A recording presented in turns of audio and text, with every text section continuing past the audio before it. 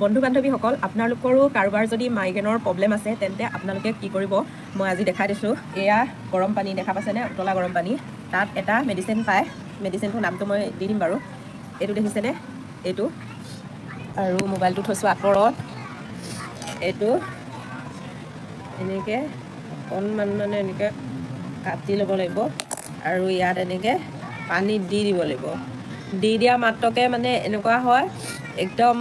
ভিক্সটো যেনেকুৱা তেনেকুৱা তাৰ পাছত কি কৰিব কাপোৰখন এনেকৈ লৈ এনেকৈ ঢাকি দিব একদম নাকে মুখে মানে জনজনা যায় ইয়াত য'ত মঙহডোখৰ বাঢ়ি যায় মানে দুইফালে কোনফালে বাঢ়ে মানে ঠিক নাই আৰু বাঢ়ি যদি যায় উশাহ ল'বতো নোৱাৰা হৈ যায় ন ইয়াত মানে ভিতৰত এই মেডিচিনটো ল'লে ইমান ধুনীয়াকৈ চেককৈ ধৰিব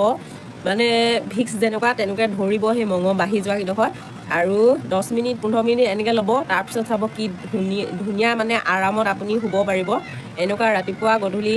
2 টাইম কৰিলেও আপোনাৰ নিজৰে ফাইদা কৰিব পাৰে আৰু বিশেষকৈ চৰ্দি লাগিলে বেছি এনেকুৱা হয় আপোনালোকে এইটো ট্ৰিক ইউজ কৰিব পাৰে আৰু